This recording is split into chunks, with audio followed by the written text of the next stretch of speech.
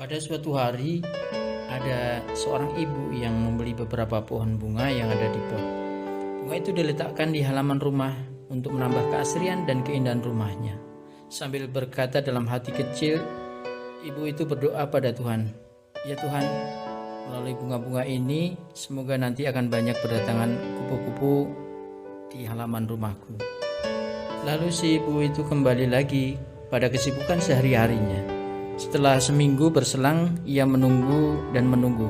Mengapa tidak ada kupu-kupu yang ia lihat di halaman rumahnya?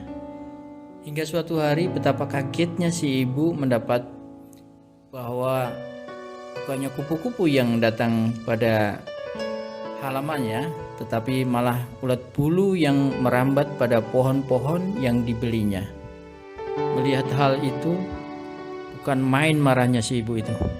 Dan saking kesalnya, si ibu itu berkata dengan keras, "Bagaimana Tuhan ini? Saya minta kupu-kupu yang cantik, yang datang malah ulat bulu yang jelek." Sambil terus mengumpat, pot-pot bunga yang penuh dengan ulat bulu itu akhirnya dipindahkan dari taman ke tempat tersembunyi di dalam gudang. Sebulan sudah berselang dan ibu tersebut telah melupakan kejadian pohon-pohon di pot yang penuh dengan ulat bulu tersebut. Dan tepat pada hari ke-30 sejak kejadian tersebut, si ibu rupanya sedang mencari peralatan tamannya yang rupanya lupa ditaruh di gudang. Dan ketika ia membuka pintu gudang, betapa kagetnya dia melihat begitu banyak kupu-kupu yang berwarna-warni dan sangat indah memenuhi gudang tersebut. Kupu-kupu itu satu demi satu mulai berterbangan keluar pada saat pintu dibuka untuk mencari bunga-bungaan di sekitar. Wahai para orang tua yang berbahagia dimanapun Anda berada, begitulah orang tua dan guru pada umumnya. Seringkali kita menilai anak-anak kita bagaikan ulat bulu yang mengganggu dan membuat kita gatal untuk selalu mengeluh, marah, dan berusaha menyingkirkan mereka. Anak-anak kita masih kecil sering dirasa tak buahnya seperti ulat-ulat bulu yang kerap dinilai berdasarkan sisi negatifnya saja. Padahal di balik itu semua ada sebuah proses metamorfosis yang tersembunyi.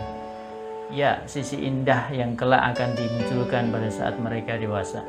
Saya sering mendengar banyak orang tua dan guru yang mengeluh anaknya hiperaktif dan tidak mau diam atau tidak bisa tenang. Padahal sesungguhnya anak-anak ini akan menjadi orang yang sangat dinamis. Kelak anak-anak ini akan mampu mengerjakan berbagai tugas dalam waktu yang bersamaan, atau malah memimpin lebih dari satu perusahaan tanpa mereka merasa kesulitan sama sekali. Ada juga orang tua yang mengeluhkan anaknya yang katanya keras kepala dan susah diatur dan sebagainya. Padahal sesungguhnya anak-anak semacam ini tidak akan mampu menjadi pemimpin organisasi perusahaan yang sangat berhasil dengan peningkatan karir yang sangat cepat. Atau ada juga orang tua yang mengeluhkan anaknya yang katanya pemalu dan sulit bergaul. Ia lebih suka menyendiri melakukan sesuatu di kamar dan anaknya cengeng sekali. Padahal sesungguhnya anak-anak semacam ini kelak akan menjadi anak-anak yang unggul di bidang sains teknologi atau bisa menjadi seniman-seniman kelas dunia. Mereka adalah anak-anak yang peka dan penuh dengan kasih sayang terutama pada orang tuanya. Lain lagi misalnya ada orang tua yang mengeluhkan anaknya terlalu cerewet, tidak tahu malu, bahkan cenderung malu-maluin katanya.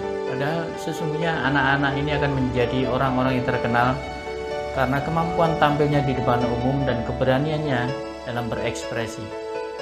Para orang tua dan guru yang saya cintai dimanapun Anda berada, begitulah sejarah telah membuktikan berkali-kali bahwa anak-anak yang dulu pada saat kecil dianggap anak itu aneh, menyebalkan seperti ulat bulu, namun nyatanya setelah mereka dewasa justru menjadi orang-orang yang sangat sukses dan terkenal dalam kehidupan.